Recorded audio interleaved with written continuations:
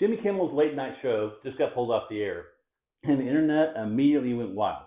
That's a violation of his First Amendment rights. Not exactly. Here's the truth. Free speech doesn't mean what most people think it does, and if you're running a business, you need to understand this because the same rules that apply to Jimmy Kimmel also apply to you, your employees, and your brand. Let's rewind. Free speech comes from the First Amendment. It says Congress shall make no law abridging the freedom of speech or the press. Key phrase. Congress shall make no law. Translation, the government can't silence you for your speech. But here's where people get it wrong. The First Amendment doesn't cover your boss. It doesn't cover Disney. It doesn't even cover that one HR manager who takes motivational quotes to the copier. So when Disney decides Jimmy Kimmel hurt their brand, that's not censorship, that's business. Now, before you start deleting your Facebook posts from 2012, yes, there are categories of speech that are protected at work. Talking about pay or working conditions, reporting illegal activities or safety issues, practicing your faith, and in some states, off-duty political speech. That's it. That's a short list. And notice what's missing: angry rants, offensive jokes, and viral TikToks about your dumb boss. So what's not protected? Harassment or slurs, sharing company secrets, threats, and most importantly, anything that damages your employer's brand. That's where most people get blindsided. They think it's my personal account, I was off the clock, and I can say whatever I want. Wrong. If it hurts the company's reputation, they can absolutely respond. Still not convinced? Let's look at some examples.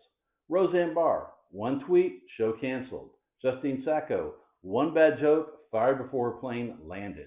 Colin Kaepernick, free to kneel without government interference, but the NFL made its own business choices. It's not censorship, that's employers protecting their brands. Now let's bring this home. Imagine one of your employees posts something that goes viral in the worst way. Suddenly your phones are ringing, your clients are nervous, and your brand is on the line. Can you fire them? Absolutely. But only if you're prepared. You need three things in place. First, a social media policy that spells out what's okay and what's not. Second, a values or morality clause, especially for public-facing roles.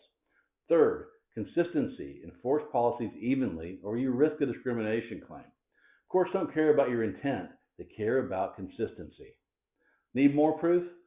After the January 6th Capitol riot, several employees of private companies were identified online.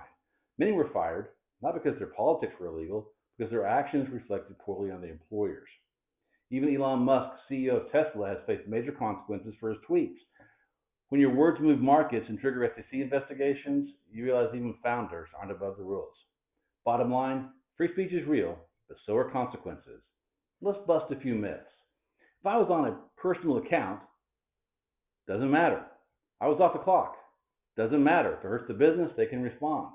It's cancel culture. Maybe, but cancel culture isn't illegal and it doesn't override employment law. If you're a business owner, you can't afford to operate on myths. So here's your action plan. Audit your policies. Update your handbook. Add brand protection clauses to contracts. Train your managers. They're your first line of defense.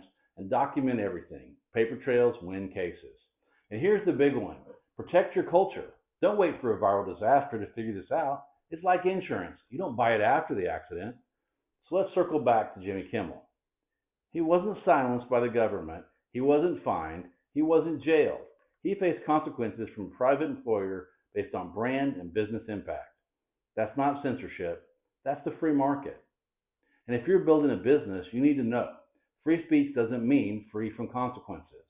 I'm Scott Reed, America's Legal Coach. If this helped you cut through noise about free speech and employment law, hit subscribe, share it with someone who still thinks Facebook rants are a constitutional right, and let's protect what you're building before there's a problem.